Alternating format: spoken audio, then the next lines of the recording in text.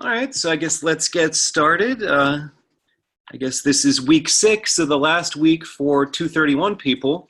So 231, the final exam opens this Saturday, closes the following Wednesday, so make sure you're all set and about ready to go for that. 230 people, you don't have an exam for another couple of weeks, 2 weeks after that. So just pay attention to the schedules on Canvas. But anyway, I guess today we're going to finish talking about 14.7 and get into 14.8 as well. And they both are about optimization, so finding maximum and minimum values of functions, which if you ask me, that's really one of the most important reasons we study calculus. Like, I don't know, if you ask me, that's probably why calculus was invented. So anyway, let's take a look. So the stuff we were doing with 14.7 last week was finding and classifying critical points. So remember, to find critical points for a function of two variables, you set both partial derivatives equal to 0. So you set both the x partial and the y partial 0. You get a system of equations and you go from there. And then just like Calc 1, but more complicated, to classify critical points, we do something involving the second derivative. So in Calc 1, you were just checking concavity, which was pretty easy. There's just, f double prime. But now that we have two variables, there's, I guess, 4, but actually 3 from Clairaut's theorem, different second partial derivatives. Remember, the xy and yx second partials are the same for nice functions. And so anyway, you combine the partial derivatives into this Hessian determinant, d of xy, and then you plug in your critical point and you have this classification scheme. So anyway, today the type of problem we're going to be solving is find the absolute minimum and absolute maximum for f for x and y in some region D. And so we're not really going to be concerned with things classifying using the second derivative test for this type of problem, because just like in Calc 1, knowing something's a local min or a local max doesn't tell you if it's the global min or global max. Remember, what you had to do in Calc 1, which we'll get into in a moment, was, we'll just do it right now. I guess I'll first state the extreme value theorem. So if you have a continuous function on a closed finite interval, then it turns out you have to have both an absolute min and absolute max somewhere in that closed finite interval.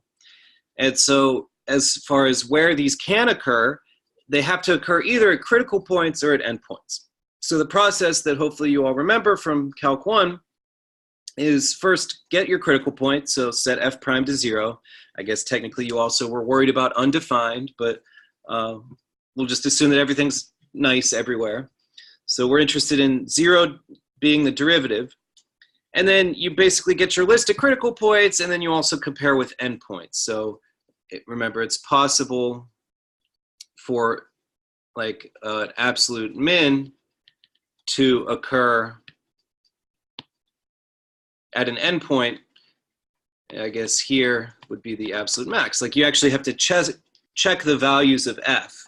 So this is the curve y equals f of x, of course. So you have to check what f is at your critical points. You can't figure out which one's the absolute max by a second derivative type test. Sure, these are all local maximums, but the absolute maximum, you have to check the value of f. Okay, and so that's what you did in Calc 1. And just as a nice little refresher, this bounded finite, this closed finite interval is important. So for example, if you get rid of some of those things, and also continuity is important. If I think about the function 1 over x, for x between -1 and 1, well, it goes to -infinity as you approach 0 from the left. It comes down from +infinity as you move past 0. And so you see that there's no highest or lowest point on this. So not continuous. So the extreme value theorem doesn't guarantee absolute max and min, and in fact we see that it does not have a max nor a min. Okay, and then the fact that we have the endpoints included in the interval is equally as important. So if we just think about this simple function, you know, what f of x equals x, and think about it for the domain 0 to 2, there's no highest or lowest point on this graph either, because those endpoints aren't included. And similarly, if you consider something like x cubed for minus infinity to infinity, well, it goes on forever. So it's important that you have continuity. It's important that the endpoints are included. And it's important that a and b are numbers when we look at this interval a less than or equal to x, less than or equal to b. Okay, so anyway, we're going to have an extreme value theorem for f of x, y, but the domains that we have to think about are a little bit more complicated because, yeah, you have an interval on the number line that's not so complicated, but our domains for functions of two variables are regions in R2. And so the types of domains that the extreme value theorem is going to work for are called closed bounded regions. So closed regions, there's a fancier definition involving also the definition of something called an open region. You can have open regions, you have closed regions. It's really stupid. The definition of closed isn't not open, it's that its complement is open. And so in certain cases you have regions that are both closed and open, which is, you know, completely ridiculous when you think about it, but we should have used different words. But anyway, closed regions intuitively, to not get too technical with the definition, contain all the points on the edge. And bounded regions basically just means that they don't go on forever. So we can think of some regions here. So the unit disk is closed and bounded. So if we were to think about this unit disk, it contains all the points on its edge. The edge of the disk, of course, being the unit circle, these black points that I drew here. And so that's included, so it is closed. And yeah, it doesn't go on forever, so it's bounded. However, if I just have a strict inequality, x squared plus y squared less than 1, it's not closed, because the idea is that it doesn't have these points on its edge, right? So I'm trying to illustrate that with a dotted line here. Okay, and then what if I have x squared plus y squared greater than or equal to 1? So that does contain the circle, but it goes on forever, so it's not bounded, but it is closed. If I think about rectangular regions, x between -1 and 1, y between 0 and 2, that would be closed and bounded. And then finally, if I relax that less than or equal to, or I guess I make it stronger, I say that it has to be strictly less than 1, then this wouldn't be closed because it's missing some of its edge points. So yeah, the crucial part for closed is that it contains all of the points on the edge. And so if I don't include x equal to 1, then I won't be closed. So anyway, you can kind of see the pattern here, that when you're looking for descriptions of a closed region, you're looking for less than or equal to, greater than or equal to inequalities as opposed to your strict inequalities. So that's the idea. And so yeah, the two variable extreme value theorem basically says the same thing as we had in Calc 1, that if you have a continuous function on a closed bounded region, then you have both an absolute maximum and an absolute minimum value somewhere in that region D. And if you're interested in, okay, well, where can they occur? It either has to be at a critical point, so where the gradient is the 0 vector, or it could be somewhere on the boundary.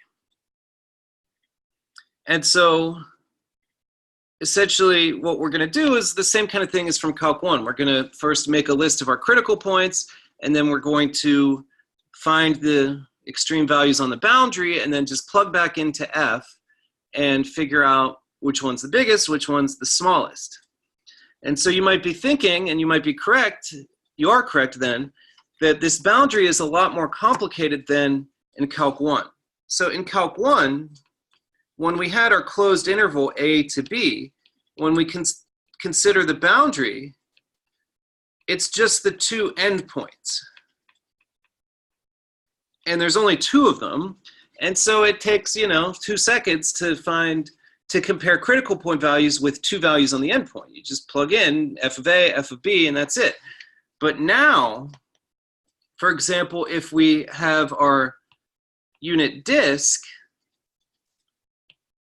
so let's say that, that our domain D is given by x squared plus y squared less than or equal to 1. When I go to the boundary is this circle, x squared plus y squared equals 1. And that's a lot more complicated because it has infinitely many points that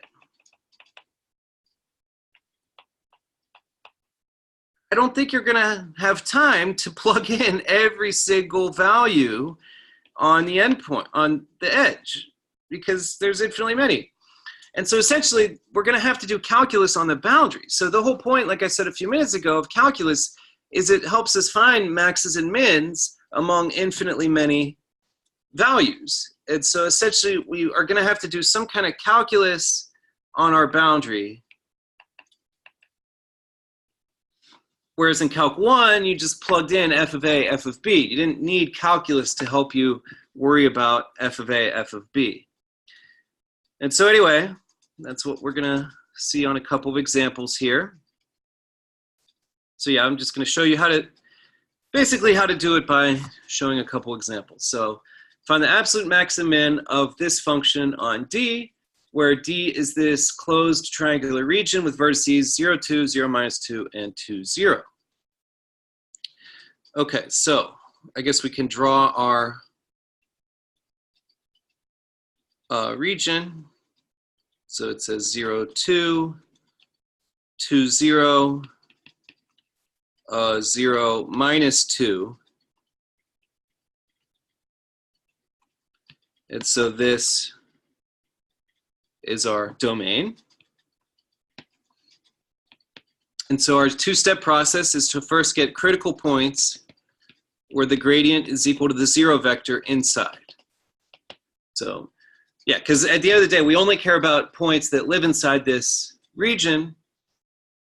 And so if we get a critical point that's outside, we're just going to forget about it. So yeah. Anyway, look for critical points. So we set both the x partial and the y partial equal to 0.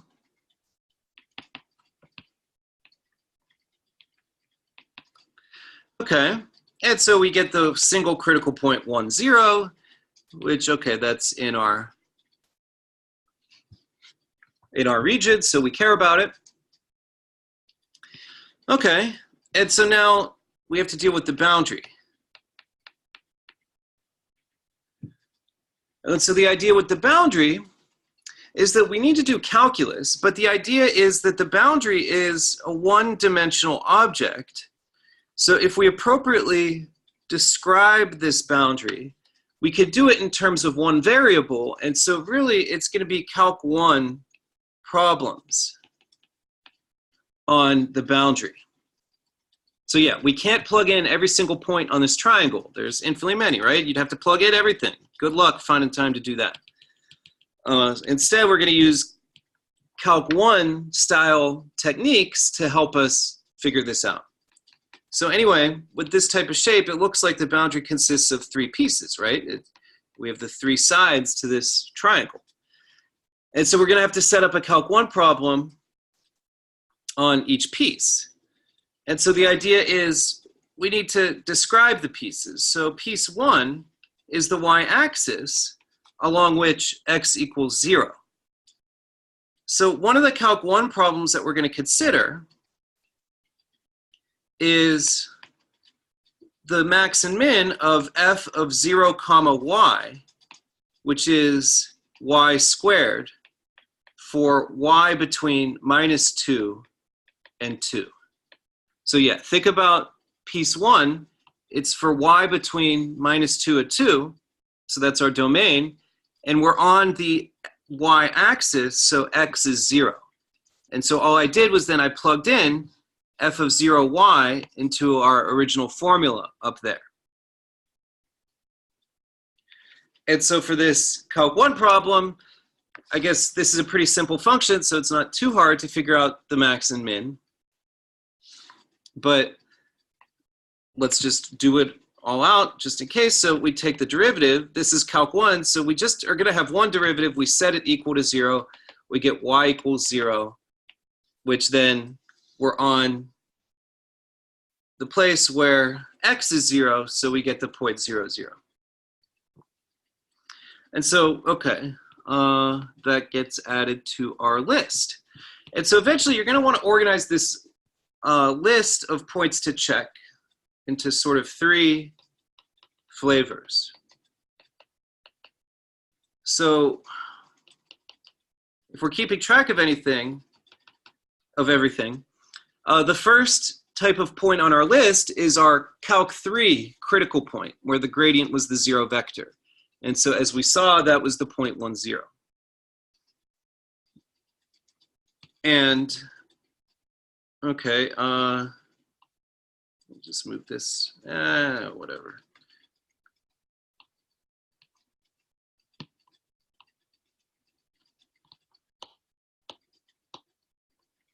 I'm just trying to, okay, yeah, points to check. Okay, and then what are the other 2 categories? There's the Calc 1 critical points from the boundary. And so far we saw that 0, 0 fits that bill. Okay, and then finally, remember what we had to do in Calc 1, you had to also worry about endpoints, that the endpoints are not going to be treated by calculus here. So we have then our Calc 1 endpoints, which end up being, I guess, the places where we broke the boundary into different pieces. So where we created these Calc 1 problems. So basically, I know already that 0, 2, 0 minus 2, and 2, 0. I'm going to have to worry about those. So anyway, that's what I like to do for these problems, is just kind of have our list and keep going. So we're not done yet with the Calc 1 problems. We have to do the other pieces of the boundary. And so, okay, boundary piece 2 is the line segment from 0, 2 to 2, 0.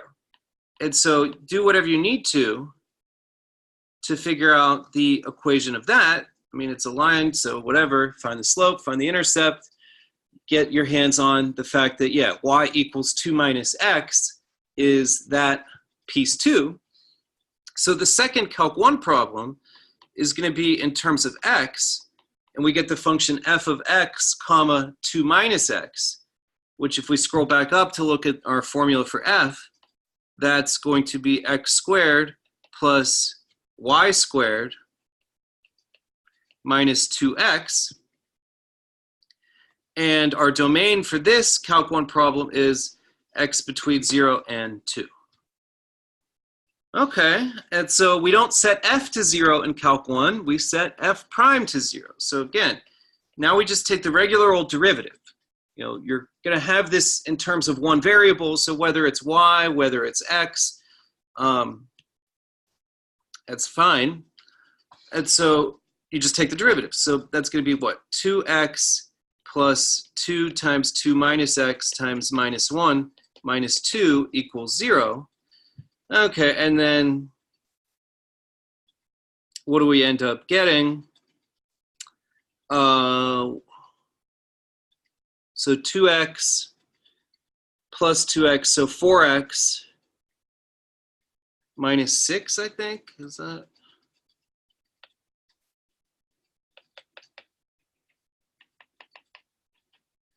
Should check my math. Yeah, so this is plus,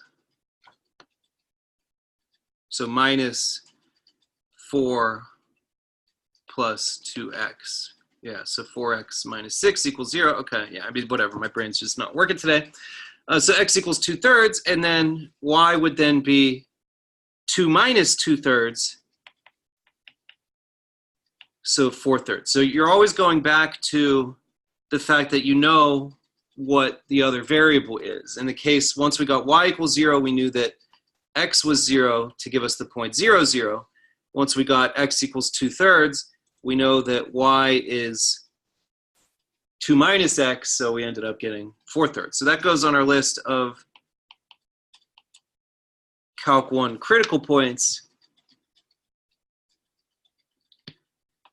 Okay, and then finally, we have to do piece 3. Running a little bit out of room, but I think piece 3 is very similar to piece 2. It turns out that, okay, figure out the equation of the line that goes between 0 minus 2 and 2, 0, and it's y equals x minus 2. And so the third Calc 1 problem that we have to deal with is f of x comma x minus 2, which is x squared plus y squared minus 2x. And we have the same domain for this, that this is for x between 0 and 2. And, okay, same thing. We take the derivative, 2x plus 2 times x minus 2. Minus 2 equals 0. We set the derivative equal to 0. And notice it's the same equation that we got before. So x is going to be 2/3, and y is x minus 2. So we get 2/3 negative 4/3.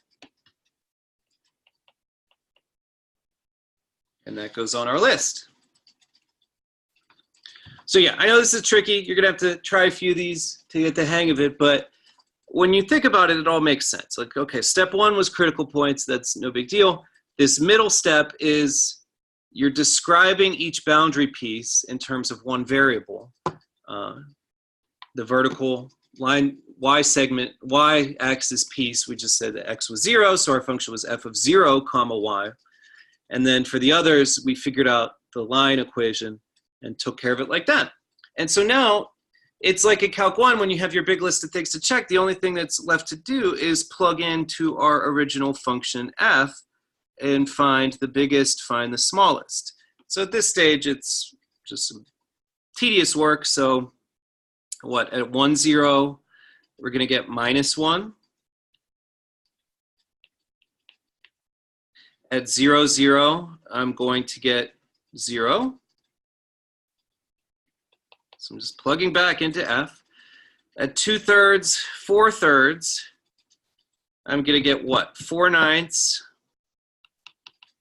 plus 16/9 minus 2/3 times 2, which is minus 4/3. So what is that? 20/9 minus 12/9 is 8/9. And then because of the form of the function, I guess it's even with respect to y, and so plugging in 2/3 minus 4/3 is going to give me the same thing. Okay, and then finally f of 0, 2, so what, x squared plus y squared minus 2x. So 0, 2 is going to give us 4. 0 minus 2 is going to give us 4 as well. And then f of 2, 0 is what, 0? Yeah. So anyway, at this stage now you're just finding the biggest, finding the smallest. It looks like this is our absolute min. And these are our absolute maxes. Okay. So yeah, pretty long process.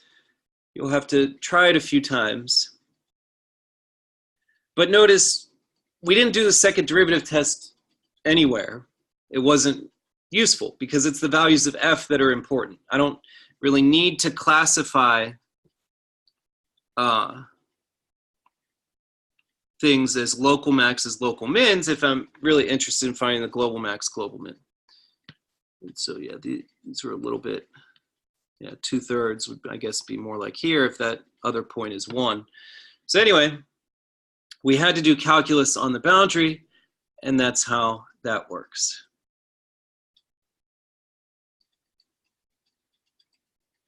So I figure let's do one more. Find the absolute max and min of xy squared on this region. So it's in the first quadrant, since it says x and y are both greater than or equal to 0. And then we're inside a circle of radius square root 3. So anyway, our region for this looks to be something like this. So step 1, critical points inside.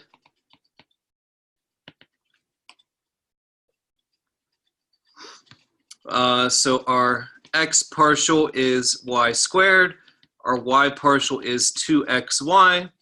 We set them both to 0. And so technically, I guess, these are both 0 as long as y is equal to 0. So I guess you could say this entire x-axis portion is a critical point. So our critical points are x comma 0 for x between 0 and 3. That there's infinitely many Calc 3 critical points, but that's going to be counted in our boundary anyway, and also it's pretty clear that f is 0, so we pretty much understand what's going on here pretty well. So yeah, points to check. I guess our critical points is the y-axis, or sorry, this is the x-axis portion of the region. And whatever, it's pretty clear that when y is 0, f is 0, so we know that f is 0 on that whole thing. Okay, so then anyway, now our boundary step, Calc 1 problems, we have 3 pieces. So I guess, yeah, we have our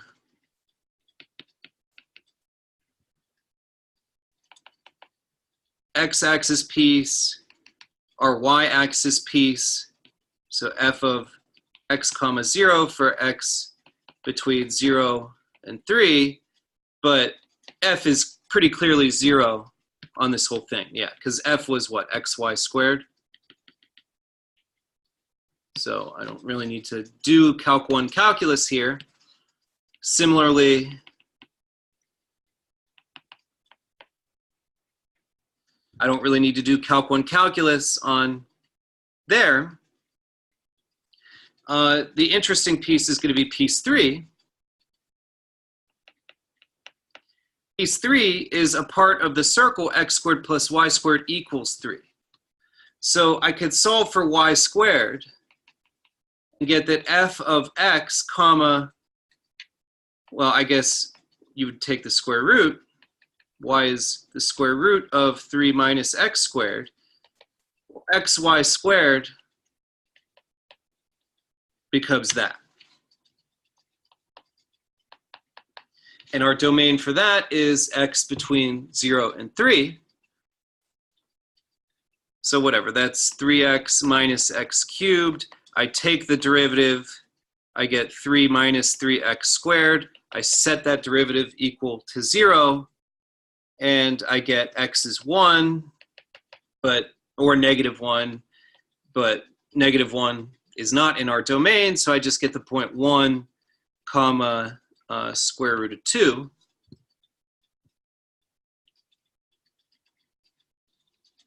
So yeah, I'm going to check f of 1 square root 2, Calc 1 critical points.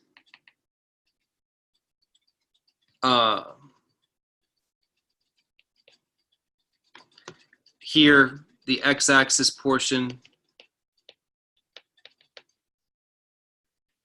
technically we're Calc 1 critical points, but f was 0 on that whole thing. Xy squared is going to be 2. And then finally our endpoints, f of 0, 0, f of 3, 0, f of 0, 3. Well, yeah, it's all 0. So it looks like 0 is the absolute minimum, and it's attained lots of places. I guess it's attained on this entire part of the region, the x and y axis piece of it, and the absolute maximum is 2, and that's attained at 1 square root 2. So that's our final answer. And so yeah, with these types of problems, it's all about having a good picture of the domain. So you are going to have to practice. You know, I really highly recommend drawing it. This is not something you're going to want to just have in your head. Draw out what your domain is, and then understand this transition to the boundary. So you have your triangle region, you get the 3 line segments. We have this quarter disk, so we get 2 line segments and a circle piece. And so that's how that goes.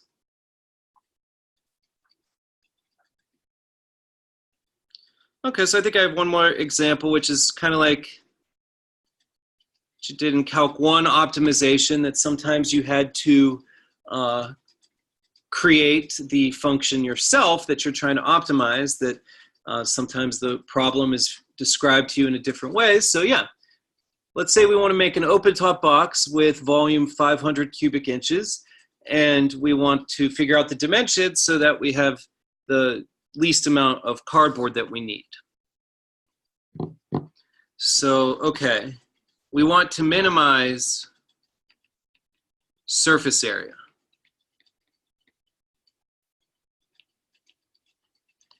Okay, so what are we looking at here? Let's say I have 3 dimensions of this thing, so x, y, and z. There's no top. And so the surface area, I have the bottom plus the front and the back sides, which have area xz, plus the left and the right sides, which have area yz. So my function that I want to minimize is this. But notice there's, first of all, 3 variables. The problems that we've been working on so far have been functions of 2 variables. But in addition, I haven't done anything with this volume yet. So volume is xyz. That's supposed to be fixed at 500. So essentially what we're going to use is the volume constraint tells us that z has to be 500 over xy, and so we want to minimize f of xy, which is xy plus 2xz. That's going to be 1,000 over y when you plug in for z, plus 2yz is going to be 1,000 over x. Okay, and then what's the domain for this? Well, it turns out it's unbounded. It's the entire first quadrant, because the only thing we care about is the volume being 500. You could have a really short, really wide box with volume 500, or you could have a really, I guess, skinny box, very tall box that has volume 500. So anyway, that's our domain. X and y just are positive numbers. There's no upper limit to either of them. They can't be 0 because then the volume, of course, would be 0. So this is, if you look at this, it's not closed. It's not bounded. So extreme value theorem doesn't guarantee absolute max or absolute min. That we saw even in the Calc 1 situation, not all problems have answers. But anyway, let's see what ends up happening. So basically, yeah, we set the partials to 0. So the fx and fy partials are y minus 1,000 over x squared equals 0. And then the y partial is x minus 1,000 over y squared equals 0. So the first equation tells you that y equals 1,000 over x squared. And then you use that in the second equation to get that x minus 1,000 over 1,000 over x squared equals 0. This is x minus x to the 4th over 1,000 equals 0. So x times 1 minus x cubed over 1,000 equals 0. And so x is 0 or x is 10. X is 0 we could throw out because that's not in our domain, because it's not physical. The volume can't be 500 if one of the dimensions is 0. And so x is 10, I guess, looks to be our solution. And then we're pretty much done. We get that y is 1,000 over 100, which is 10. And then finally, z is 500 over xy, which is going to be 5. So our 10 by 10 by 10 box has surface area. If you go through and calculate it, what was that? XY, so 100. I think, yeah, it has surface area 300. 10 inch by 10 inch by 10 inch has surface area 300 inches squared. And so, okay, we said that the extreme value theorem doesn't actually guarantee this. And it's actually pretty tricky. In Calc 1, you probably learned some ideas that allowed you to conclude absolute maxes and mins on unbounded domains, but the Calc 3 situation is a lot trickier. So you could show that this is a local minimum using the second derivative test, but that doesn't actually tell us that it's the global minimum. Things are more complicated with 2 variables, and that's sort of outside the scope of this course. But notice, I'm asking for the global min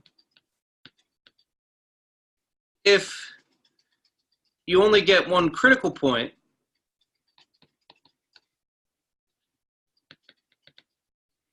You can assume that that's the answer. So yeah, the real situation is a lot more complicated, actually. Like actually arguing that this is in fact the global minimum, you kind of have to think about the graph and look at the computer to try to convince yourself of that. I mean, it kind of makes sense that this has no maximum value because I could make a really short, really wide box, and that could have as much surface area as I want. So I could keep the volume 500 and have arbitrarily large surface area, so that's no good. Sorry, I just realized your chat. I don't know when you said that. I guess it was when I was working through it, but yep, 10 by 10 by 5. Okay, but yeah, so anyway, if I'm asking just for a maximum or just for a minimum and you only get one critical point, you're allowed to just assume that that's what we're after. Okay, so anyway, you'll get some practice with that too. We're going to move on to this other kind of optimization problem. And so I think one of the tricky things in this course is to just keep straight what kind of optimization is going on.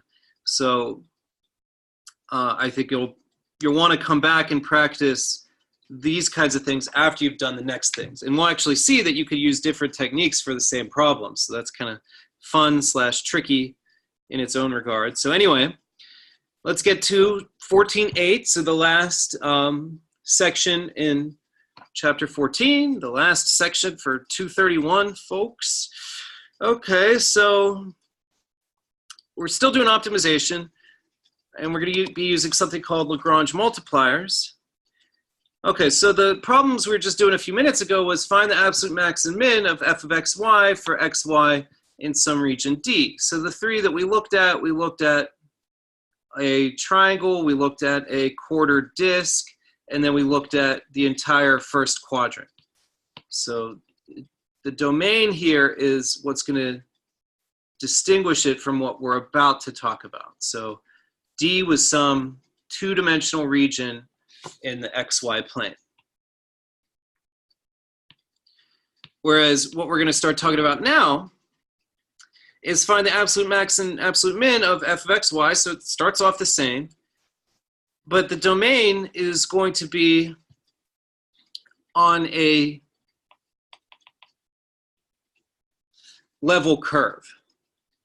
So remember a level curve, g of xy equals k, it lives in 2D, but throughout this course, we've been suggesting that you guys think of a curve as being a one-dimensional object. So we had, a few minutes ago, two-dimensional domains. Now we have a one-dimensional domain. And so we're going to actually call this, this kind of problem unconstrained. And we're going to call this problem constrained.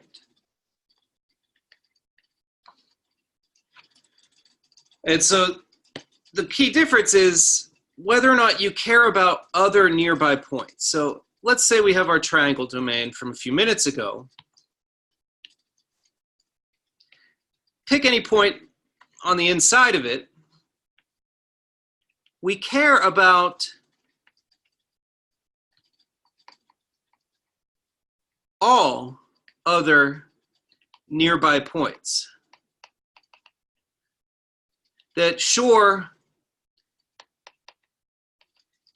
you might think, okay, it is constrained because I want to stay inside the triangle. But that's not how we want to think about constrained. We want to think about constrained as being, pick a point, do you care about all other nearby points? And if the answer is yes, then you say that that's unconstrained. Whereas on this curve, g of xy equals k,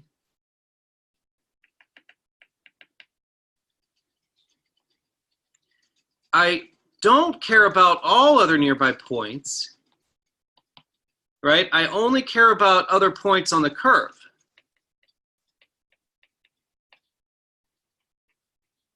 So points in R2 on this one-dimensional curve. That's what we're calling constrained. So you have this. For right now, we're talking about in R2. Is the domain something that has area, or is it something that has length? Is it a shaded in region in R2? That's what we call unconstrained. And yeah, sorry about that. Maybe I'm going to move this around.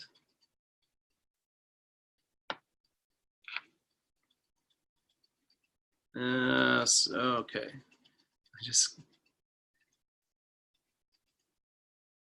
Since it has constrained versus unconstrained is written there, so whatever. This might make it a little easier. Yeah, constrained versus unconstrained optimization. Okay. So let's see if we can figure out this technique that we're going to do. It's named after famous French mathematician Joseph Louis Lagrange. A lot of people say it Lagrange, but that's a ZZ Top song, good song, but not how you say the guy's name. So if you want to get it correct, it's Lagrange. And so anyway, let's figure out this technique. So let's what we're going to try to do is find the absolute max min of f of xy on the curve g of xy equals k. So the way we're going to figure out this technique is, let me draw this a little bit better. We're going to draw our curve g equals k, and we're also going to, whoops, yeah, so that's our g equals k curve. We're also going to consider our contour map of this function f. So remember, when you have f of xy, you could think about its graph, which is the surface z equals f of xy. So we're basically trying to find the highest and lowest points on this surface above this curve. But to help us do that, we're going to visualize the level curves of f as well. So for example, let's say then that these blue curves are the level curves of f. So let's say that that's f equals 1, f equals 2, f equals 3, f equals 4, and then let's say that it looks like this. So what? F equals 5. Okay. And so this is where I wish there were more than 2 people here, or it's kind of weird to participate on this anyway. But when I teach this in class, sort of say, okay, what's the answer here? What's the absolute max? What's the absolute min of f along this curve? And without too much trouble, you could see that it looks like the smallest f ever is 1, and the biggest f ever is 5. We could just see by inspection. And so now is where I say, okay, we have these points. What seems to be special about these points? And you know, sometimes people start to get it. Another hint that I would say is like, what's different regarding the relationship between the g curve and the f curve at these points compared to at other points? And so the key thing that seems to be special about these points is that we're interested in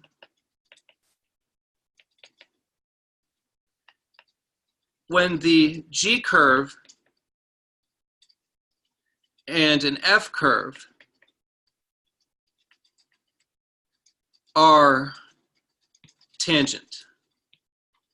So we're interested in where the g curve and an f curve are tangent. Because when they're not tangent, you have what's in a fancier math class referred to as a transversal intersection.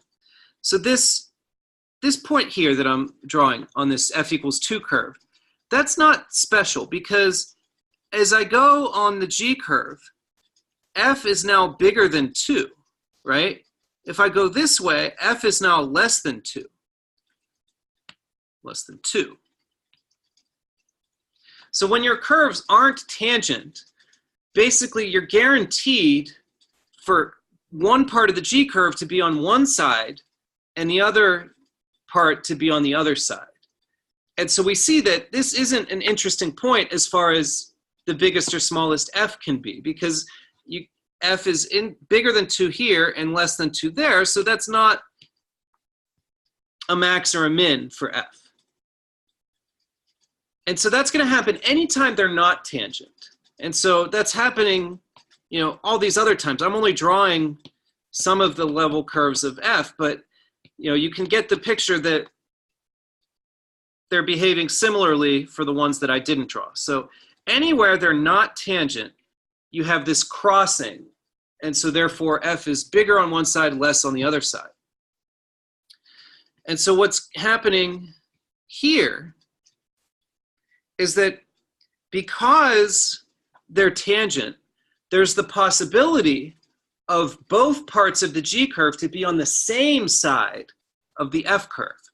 So if I move this way, f is less than 5.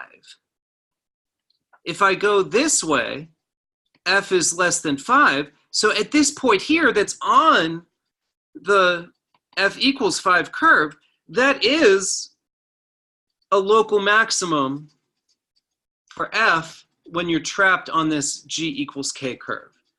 And similarly, down here, f is equal to 1 at that point. When you go this way, f is bigger than 1.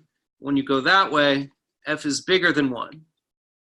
So when the curves are tangent, you can have both, you can have them not cross, essentially is what is driving this behavior. So we're interested in where these curves are tangent. Okay, so tangent means same slope, same direction, however you want to think about it.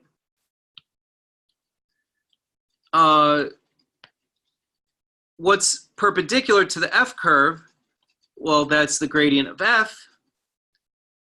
What's perpendicular to the g curve? Well, that's gradient of g. So we don't know the other curves of g. Maybe g is actually increasing when you go inside this curve, but that's not important. The whole thing is that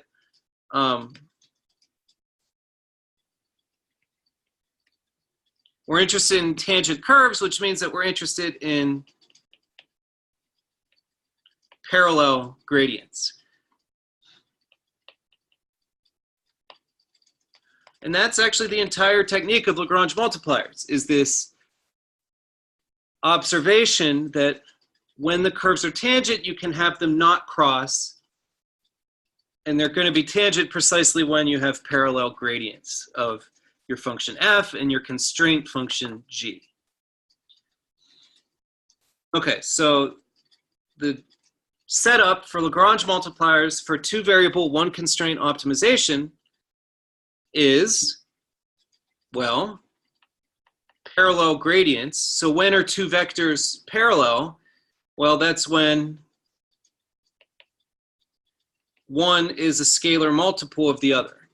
And so you could say grad f is scalar grad g or vice versa, but it turns out that this one's actually safer. So I would just get into the habit of always having grad f is lambda grad g. And so lambda is just some scalar. I don't know why we've chosen lambda, but that seems to be the standard letter for this.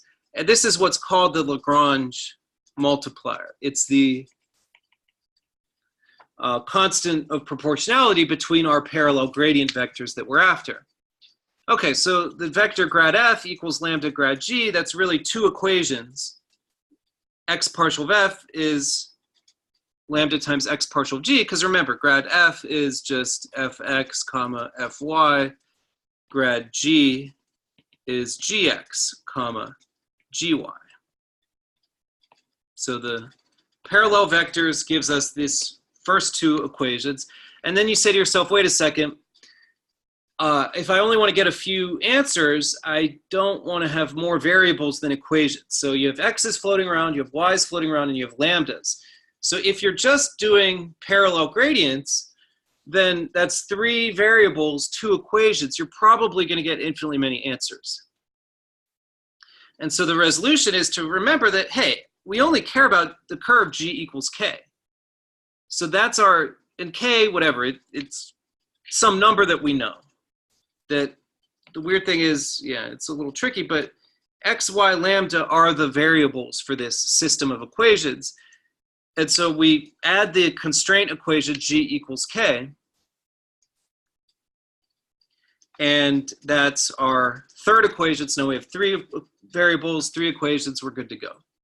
So we solve that system and find the greatest and least. So I guess we'll finish up with an example. So this phrasing for xy on the level curve, g equals k, that's one way you can say it. Another way that you'll see in some of these problems is the phrasing subject to the constraint. So yeah, with these Lagrange multiplier problems, don't confuse f and g. They're different. G is the function who's set at a specific value. So this is our g, And I guess, okay, pretty clearly that's the f. But notice f is not fixed at a value. It's what we want to optimize.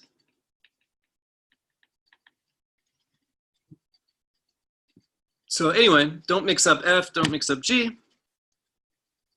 Okay, but then we just get going with our system of equations. I get my x partial of f is 2x minus 1.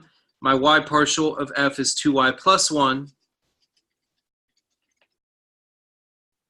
equals lambda times, for the first equation, the x partial of g, the y partial of g for the second equation, and then my constraint is x squared plus y squared equals 8. So some people don't put that here, and I've seen people forget about it and get stuck and not end up being able to finish. So be careful. I really recommend the habit of you putting this system of equations together. So at this point, there's not much going on with f or g anymore. You can focus really in, just laser in on the fact that we have this system of equations and we're going to do whatever we need to solve it. And so I remember last week in lecture I was talking about the fact that nonlinear systems of equations are in general difficult, if not impossible, to solve. That linear equations, linear systems, you can solve using row reducing, which is what Math 220 is all about. And there's an algorithm that you can do, that you can tell your computer to do, to definitely solve a linear equation, if it's possible to solve. You'll never get stuck or not know what's happening. But nonlinear can be difficult, if not impossible. And so my tips from last week that I said were factor, don't cancel, and just be careful you're not missing any roots and things like that. So tomorrow in lecture, I'll go over some trickier examples. This one ends up not being so bad. But the observation I'm going to make here is that sometimes, well, so I guess, okay, like I said, nonlinear systems are difficult, if not impossible, and there isn't a general algorithm that will always let you solve it. So essentially the ones we'll give you are going to be ones that you could do without too much trouble. And one technique to get going on some of these is that it's sometimes helpful to solve for lambda in different equations, because that's usually not so bad, because lambda only shows up, if you look at how these equations could be, the way that x and y can appear is arbitrarily complicated. It depends on these functions f. But lambda is always just going to be sitting by itself there. So you'll always be able to solve for lambda without doing too much trouble. So solve for lambda different equations and then set those results equal, because of course lambda has to be lambda. Okay. And so I guess my other advice for this is be careful, don't divide by 0. Because if you divide by 0, you're going to end up missing solutions if it's possible for your thing you're dividing to actually be 0. But anyway, let's get going. So this first equation, I want to get lambda by itself. But basically, x can't be 0 since x equals 0 means that -1 equals 0 in the first equation, right? So if x is 0, I get -1 equals 0, which is no good. So therefore, it's safe to do lambda is 2x minus 1 over 2x. So before you divide by something, ask yourself, could that thing be 0? Because if so, you might be losing something. And that's actually what's going to happen tomorrow. I'll show you some trickier examples. But yeah, this equation is good because x can't be 0. The second equation, similarly, y can't be 0, since y equals 0 would make 1 equal to 0, which most days of the week is not true. So therefore, it's also safe to do lambda is 2y plus 1 over 2y. now those got to be the same, right? Because they're both lambda. So 2x minus 1 over 2x equals 2y plus 1 over 2y. So play around with this, you'll get what? 4xy minus 2y equals 4xy plus 2x, so y is minus x. I like to circle anytime I get a nice, important relationship between x and y. Basically, this is nice and important because as soon as I get x, I'll be able to get y. So that's good. So, okay, I've used equation 1, I've used equation 2. I haven't done equation 3 yet. So as you work with these, that's the other thing, that it's easy to get lost sometimes and overwhelmed. But if you keep track of which equations you're using, you'll know that, okay, I've already used equations 1 and 2. I should use the third equation and see what that has to say. So anyway, x squared plus minus x squared equals 8. So x is plus or minus 2. So I get 2 minus 2 and negative 2, 2, because y had to be minus x.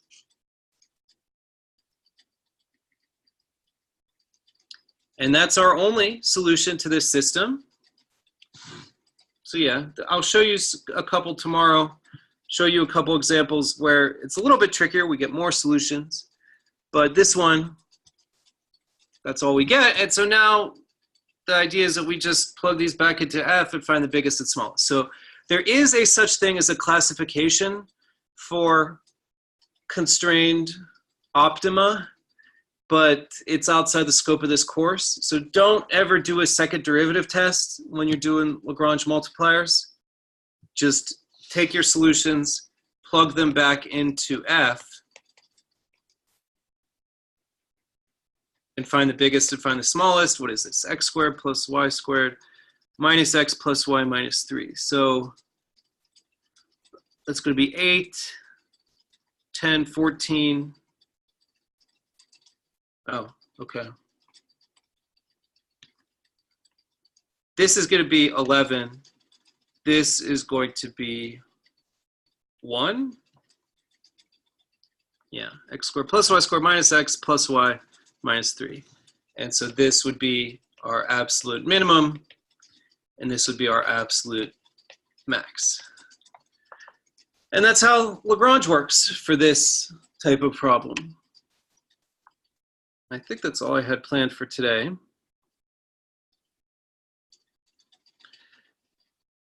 And so I guess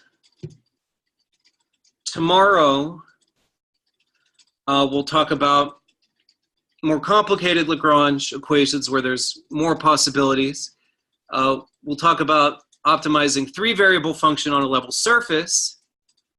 And then I'll show you how you can use Lagrange to help you with some of the unconstrained problems in the previous section. And yeah, so we'll tie a lot of this stuff together in more detail tomorrow.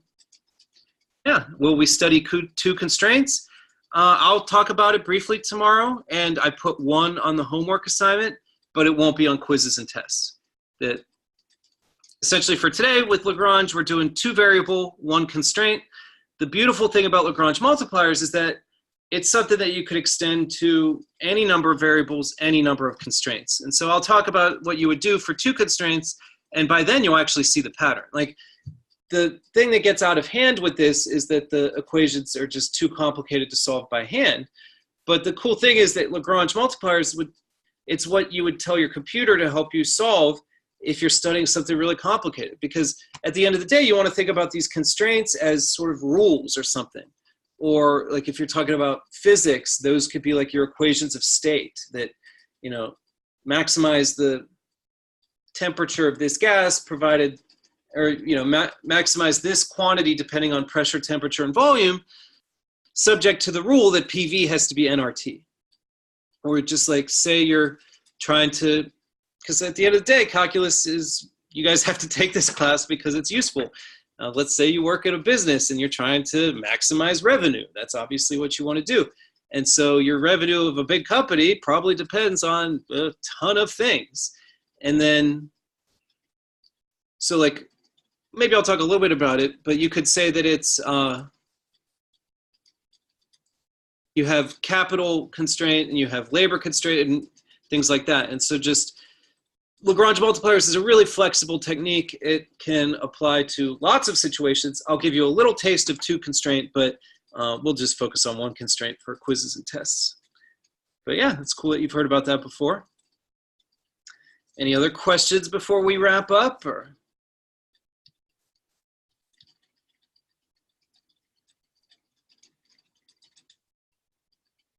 Well, I guess I will stop this recording and catch you tomorrow.